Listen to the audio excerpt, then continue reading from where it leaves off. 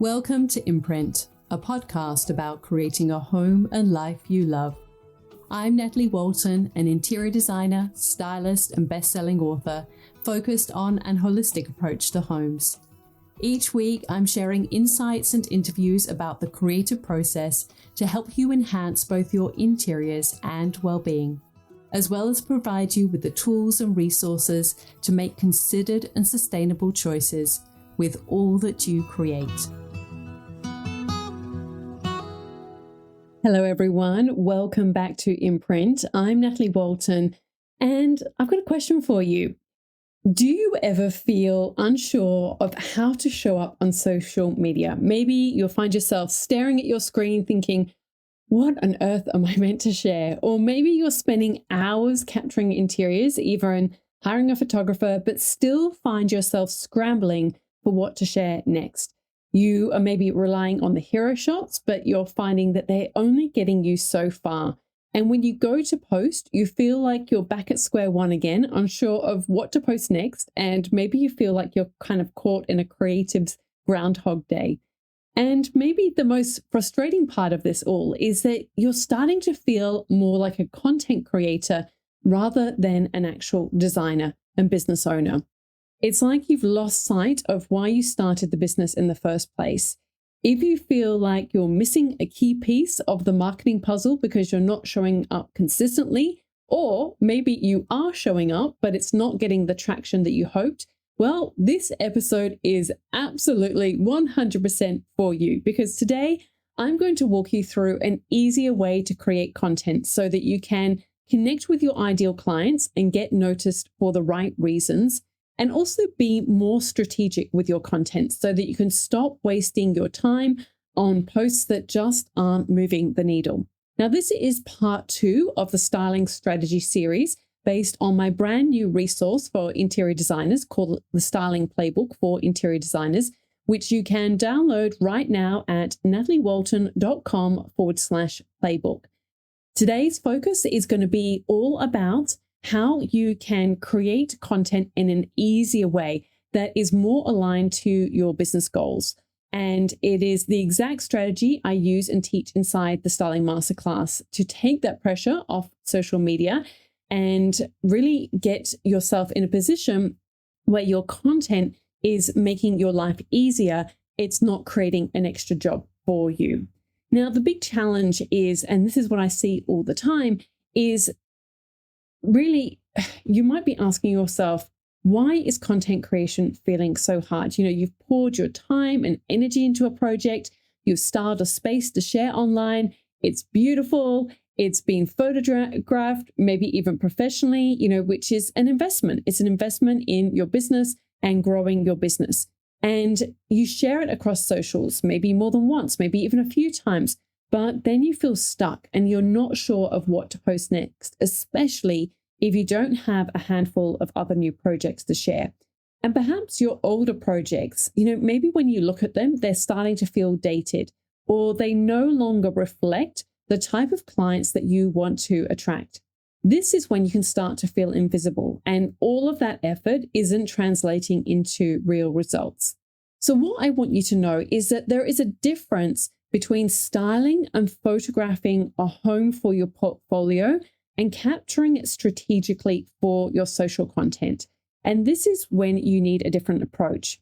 And this is what we're going to get right into today, because right now you might be relying on 1 or 2 hero images to do all the work, when in reality, one project should be able to fuel weeks, if not months, and even years of content. So that's what I'm going to break down into this episode for you.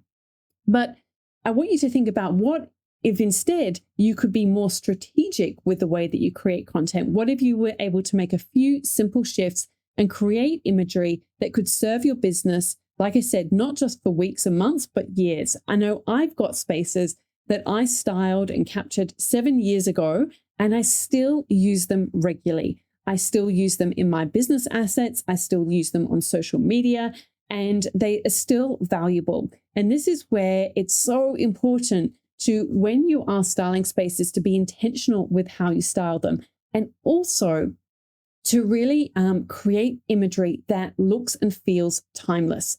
And we're going to get into that even more in depth next week. But today, what I want you to know is that when you style the right way, it will still appeal to your ideal clients, and it will help you connect and really convert those clients and build up this really strong relationship. So this isn't about doing more, it's about doing it differently. So let's break it down. The first step is to make a real shift and clarify your customers' desires before you create any content. So this is not about just going and creating by default. And we can do this, often. We get to the end of a project and we just kind of want to rush in and get those images and kind of tick it off our list. Or even if you're using your own home to, you're starting out and you're trying to capture imageries in your spaces and you're wanting to do it quickly and just get some nice shots that you can share on socials. If you don't take a moment to pause and be really intentional about the types of images that you're going to create and you want to capture and doing what you've always done, then you're going to really struggle. And this is where you need to just take a quick pause and get really clear on your customers' desires. So before we talk about how to use and share your content, we need to go back to how you create it. Because like I said, if you want to attract the right clients, you have to start and style with them in mind. Every object you choose, every angle you shoot, every image you share, it all says something about your brand and it shapes who it attracts. So before you even book a photographer or pick up your phone, I want you to ask yourself these questions. Who am I styling for? What do they value? What would stop their scroll? Your styling shouldn't just look good, it should signal exactly who you're for.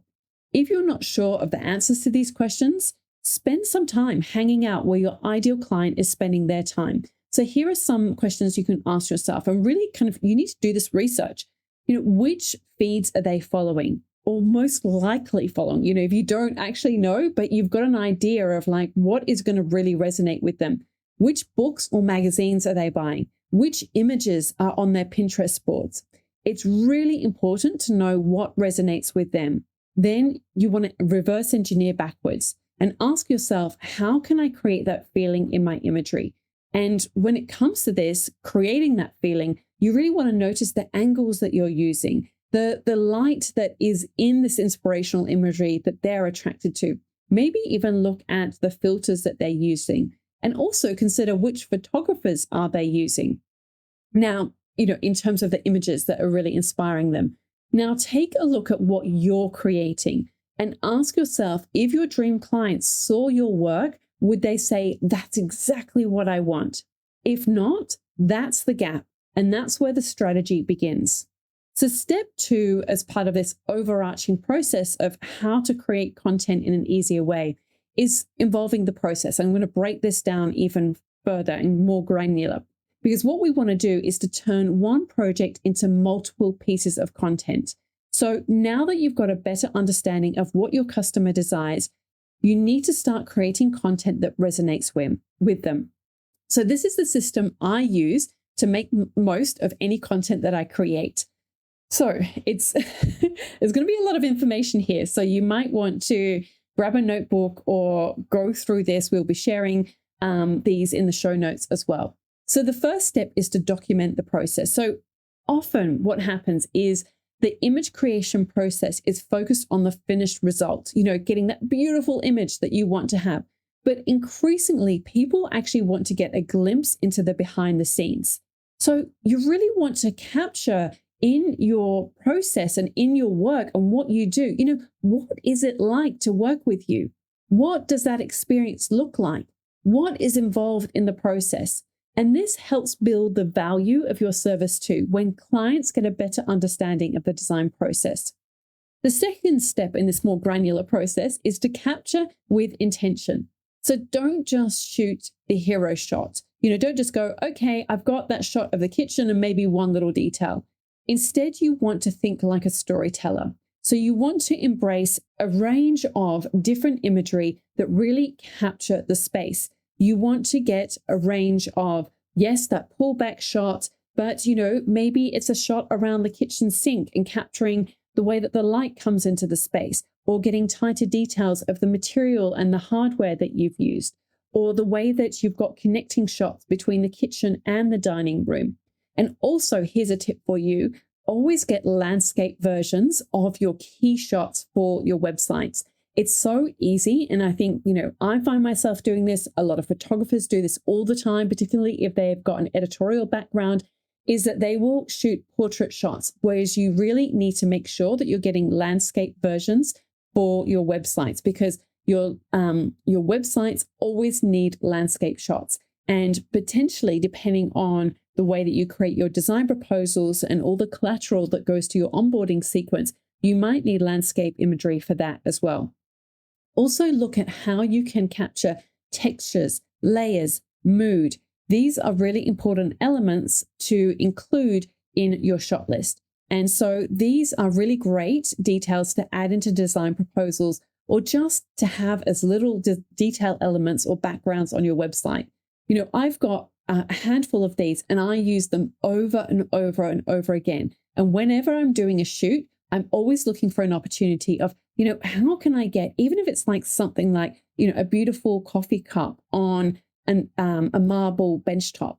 It's amazing how often you need those kind of shots for it sounds, to say filler content, it sort of sounds to denigrate it, but it's actually really valuable content that is sort of more helping people position being able to see working with you. It can serve so many different purposes. Trust me on this one. Okay. You also want to capture some behind the scenes of the shoot day. So here's another tip, is that people like to connect with people and personalities behind a brand. So always try and capture the behind the scenes, but this is where it's really important to get this right, because when people say, oh yes, go capture behind the scenes, then sometimes it's a bit too gritty, and people don't want to see like the mess and the chaos of it. They don't want to see mountains of bubble wrap. They want to have that elevated experience of what they think the behind the scenes is. So, if you're trying to build up a professional brand, if you're trying to show that you have an elevated service, you want the behind the scenes to look elevated too. You really want to still make sure that it looks and feels inspirational. So, excuse the crass, phrasing here, but no bum shots. Like, I know as a stylist, I mean, this is kind of embarrassing to admit, but there are so many shots of me behind the scenes that photographers have taken with me, and I've got my bum in the air, or I've got like I'm pulling a frowned expression on my face, or like I don't know, like I'm kind of distorted in an awkward way. Like you still want it to be inspirational. You don't want to be so behind the scenes that, you're looking worried, or you've got your hand on your hip and maybe you're frowning. Like none of that, none of like complete chaos. You want it to still feel elevated. So, a selection of props on a beautiful rug or a tabletop, or, something that still kind of captures the feeling of it being behind the scenes, but it's not, it's not dispelling the bubble a little bit. Okay. Also process the moment. So another tip is to keep an eye out for how the light is moving through the spaces. Or, maybe capturing the spaces in early morning light or that beautiful afternoon glow, so that you can really get those emotive imagery as well. And, there might be the way that the leaves are reflecting on the bench top or on the wall or on some drapery. So really try and capture some beautiful moments in the shoot as well. Don't make it all just about, oh, yep, we've got the bed shot and we got the bathroom shot and we've got the powder room shot. Look for these beautiful moments as well. Also, if you're going to try and capture and showcase any befores and afters, and if you've got before shots, another tip for you is, if you've got those existing before shot, these might be the real estate images, or it might be shots that you took before you started the project.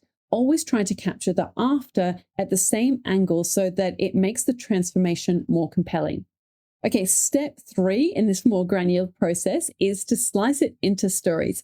So each space can give you multiple angles. So it could be that you've got a sourcing story, going to the florist, choosing the right flowers, the colors, the style. And here a tip for you is to be really conscious when you're choosing flowers. If you're choosing a particular flower that is perhaps only available in season for a very short window of time, then it might preclude you from being able to share that image at another time of year.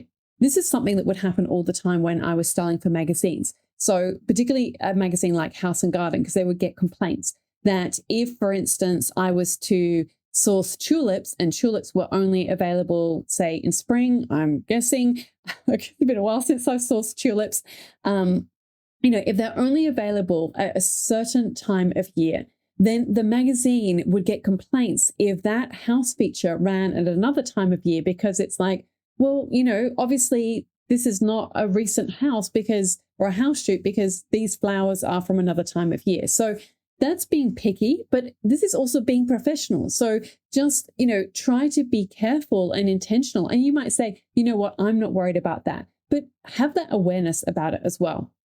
Also consider how you can create content around a design challenge that you solved.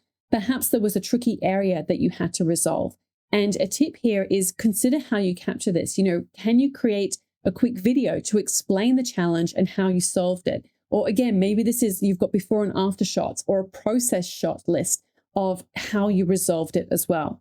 Maybe you want to also create a story of the palette you chose and why. So here a tip is, can you shoot elements on site that inspire the palette? Maybe, within Australia, we've got lots of areas where the soil is ochre colored, or maybe there's beautiful olive trees in the garden or the landscape, or, beautiful earthy tones in the surrounding natural landscape. So really look around at what is around you and how can you capture that to really tell the story of the home as well. Also consider, is there a design or styling principle that you can share at a later date? Perhaps it's the way that you mix materials or high and low pieces. So how can you capture that? Or again, maybe this is an opportunity to create a quick video if time allows. And always, always, always, always, if possible, get a shot of yourself in the space, because you will never, ever, ever regret getting more images of yourself in projects. And if you can, and time allows, try and bring different outfits to shoot in different rooms or spaces, because it's just always so helpful to have that archive of imagery that you can pull on. You just never know. You might be creating some kind of documentation or adding something to your website. And if you've got a certain type of clothing, it just might not go with the palette that you've got on your website. So just give yourself options. And this is how you can really turn one shoot, one project into months, even years of story-driven content. The next step 4, is to spread it across platforms. So when you've got good quality content, you can share and repurpose it many times over. And, think about, of course, not just your website, which you can have your services area, your about section, your portfolio pages, but also, obviously, you've got Instagram on posts, on carousels, on reels.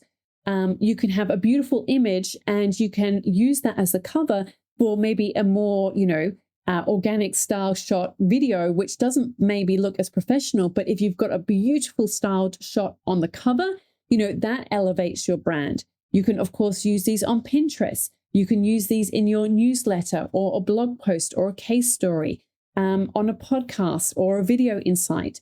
There are so many different ways that you can use it across different platforms, but also you can use all of this content in different ways as part of your onboarding or customer journey process, in your investment guide, in your design proposal, in your welcome guide.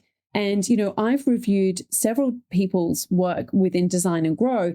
And honestly, it's just such a missed opportunity to not include beautiful imagery in all of these assets. You really want to make sure that you're meeting your audience where they are, that you're inspiring them, and that you're reinforcing your signature style and really showing up with authority and expertise in your area of knowledge. So the step 5 in terms of really getting granular in terms of creating content is to leverage for leads. So when you have beautiful, inspiring imagery, use it as a way to help leads see themselves working with you. So this is a step that most people miss, but link your content to your offers. So, when you're sharing these types of images, and this type of work, use call to actions like, want this look in your home, or this could be a hook even for a caption, or curious how we can work together, or want to learn how to style like this. So you really want to make it easy for people to take that next step with you. All right, let's take a quick recap of what we've covered. So we started with a shift in mindset to get clear on who you're styling for and what they want to see. You really want to understand your ideal client's desires. And when you really understand what resonates with them, then you can create content that is going to really appeal to them. And you really want to make sure that whatever you create is really at that level and that professionalism and that standard that is going to appeal to them and position you as a valuable offer. Then we walked through the full process of turning one styled project into months, if not years, of marketing content. So you really want to start with documenting your process and making sure that you're capturing your work with intention. Don't just focus on those hero shots, but look at this as how can you capture as much as possible within the space. We also looked at how to slice your project into stories. So this can relate to design decisions, behind the scene moments, sourcing insights and styling strategies, and how to repurpose those stories across multiple platforms. And finally, we explored how to connect that content back to your offers so it not only builds visibility, but brings in aligned clients who are ready to work with you. So as I said at the start, this really is about working smarter, not harder, and styling once and using it everywhere. So what to do next? This is your invitation. I want you to look at one of your recent projects and instead of moving on, really go deeper and ask yourself, what stories can I tell here? Or what lessons can I share about this project? Or what details can I highlight? Sometimes you can even just crop into images as well. I've been doing this on carousel type posts where, if you've got a good quality high res image, you can actually sort of move it around on Canva, on the templates without it sort of getting distorted because it's a good quality image, and you can overlay it with text. So there are so many different ways that you can repurpose the content that you've already got. It's really about creating once and sharing it many times with purpose.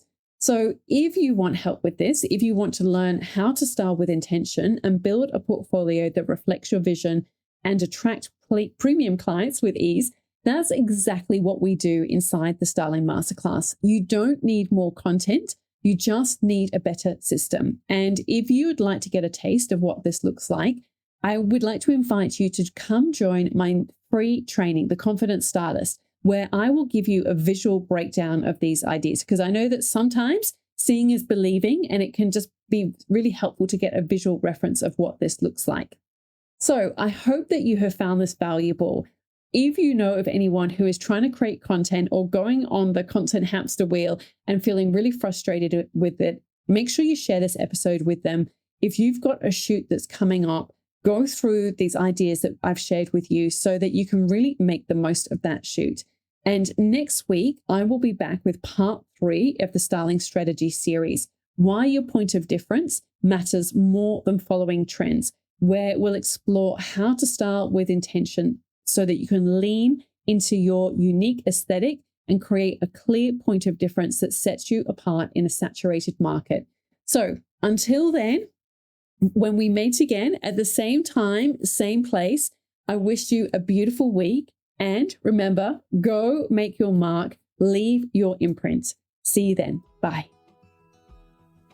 All of the links and info for this episode are at nataliewalton.com/podcast. Don't forget to subscribe so that you can get a direct download of the latest episode. And I really appreciate when you take a minute to rate and review, as well as share the love with someone you know who might benefit from this episode, or on social media. If you'd like to access a range of free resources, come visit my website, nataliewalton.com. Thank you to Jaeger Media for producing this podcast. And I would also like to acknowledge the people of the Bundjalung Nation where it was recorded, and pay my respects to elders past, present, and emerging. I look forward to connecting again soon. I'm Natalie Walton, and you've been listening to Imprint.